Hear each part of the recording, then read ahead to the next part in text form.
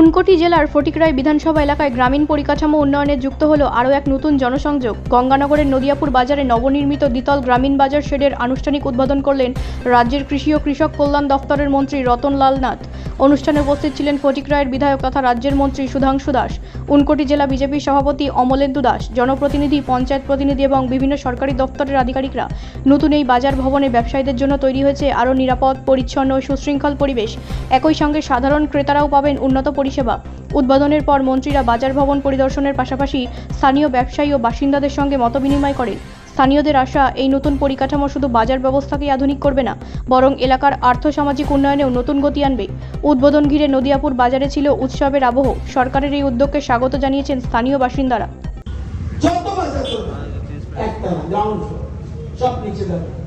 তো যা করেছেন 2 লক্ষ টাকা খরচ হয়েছে। নিচের তলায় মাছ, মাংস, সবজি গুলো থাকবে নাকি নিচে থেকে স্টল আর উপরে থাকবে সবজি টবজি সব ভালো, তবে সুন্দর বানিয়েছে।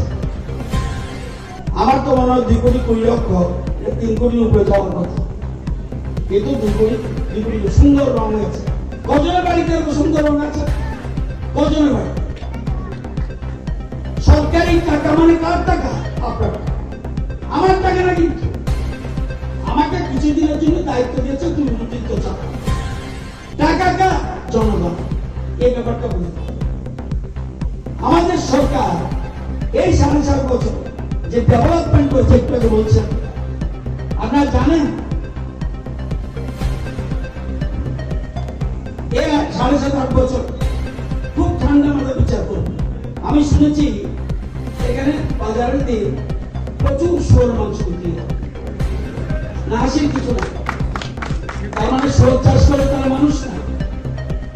আপনারা কি কৃষককে ঘৃণা করেন? শুয়োরের নাম, শুয়োরের চাষ আমাদের জানেন, আমাদের মন্ত্রী অ্যানিমাল রিসোর্স ডেভেলপমেন্ট, আমরা মাংসকে কিন্তু আমরা আত্মনির্ভর। আমরা কিন্তু মাছে এখন আত্মনির্ভর নই, কিন্তু মাংসে আমরা আত্মনির্ভর। এই জন্য বিশেষ দাম শুয়োরে, এই প্রতি দাম নয়। এই যে আমার প্রতি বাড়িতে শুয়োরের চাষ করি, আগে মাংস অর্থ কিসের উপরে করে? মুরগির ডিমটা, ছাগলের বাচ্চাটা, দুধটা, মহিষের দুধ, এখন মহিষ নাই, মহিষের দুধ, শুয়োর, এগুলো গুরুত্বপূর্ণ জিনিস। নিজের গ্রামীণ অর্থনীতি শক্তিশালী করে, মাছ গ্রামীণ অর্থনীতি শক্তিশালী করে, ফুলকপি, বাঁধাকপি, জুমের চাষ, আর যেগুলি আম,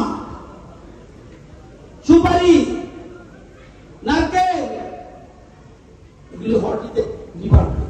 সুতরাং এই কুমারঘাট থেকে রূপন পালের রিপোর্ট, রাষ্ট্রীয় প্রসার বাংলা।